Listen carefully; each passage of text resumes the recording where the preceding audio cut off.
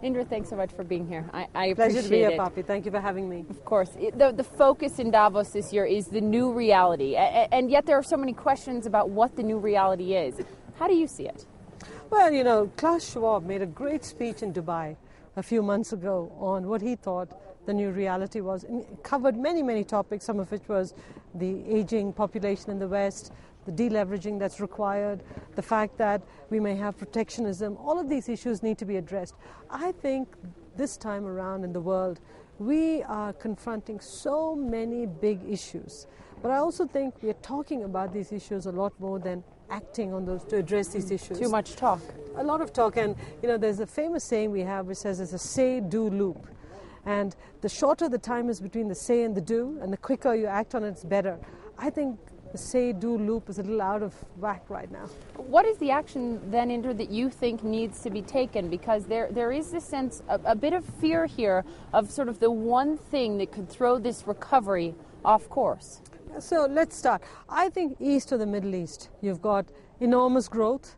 I think that enormous growth is funneling a lot of inflation. So I think east of the Middle East, they have to worry about how they're going to deal with inflation. What are they going to do to curb it? Slow down the heated market. That's what they have to worry on. China in particular. China, India, all of those markets.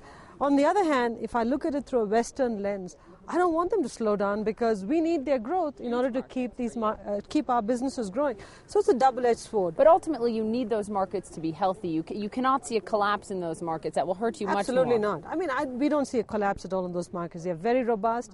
They're fiscally prudently managed, so we don't see a collapse there.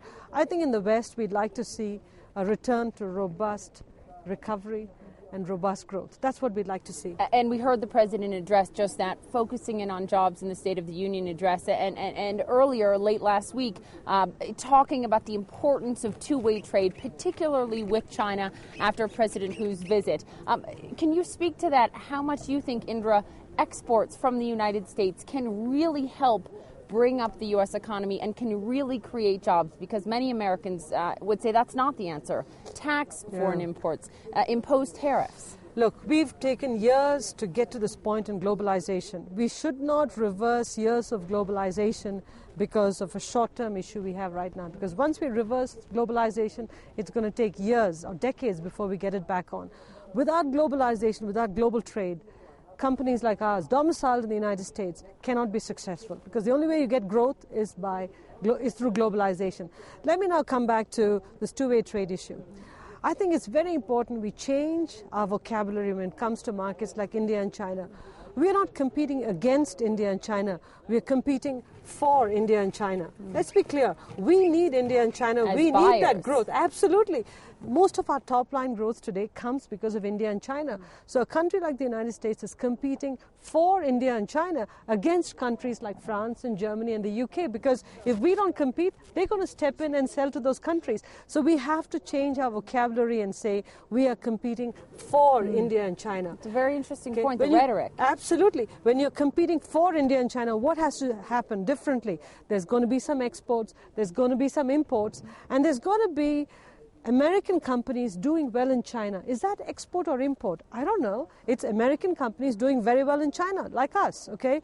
So we have to make sure we understand in this world of globalization, the old vocabulary has to give way to the new vocabulary. We have to think of each of these countries as major initiatives, which is going to involve exports, imports, and also a market for big U.S. companies to thrive in those countries so that we in turn can come back and be successful in the United States. Because if we don't have top-line growth in India and China, we cannot be successful in the United States and be, providing all our employees in the United States the kind of benefits they get today. Russia is now your biggest market outside of the U.S. Pepsi acquiring the biggest food-making company in Russia was just approved. Why is Russia such an attractive market to you, not only from the potential there, but from a regulatory standpoint? We love Russia because it's got 140 million people and it's a window to the CIS, Central and Eastern Europe, a total of 400 million people. So it's a scale country which gives us access to 400 million people.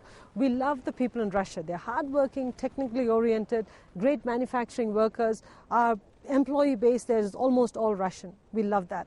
And the third reason we love Russia is because the Russian government is genuinely open to foreign investment.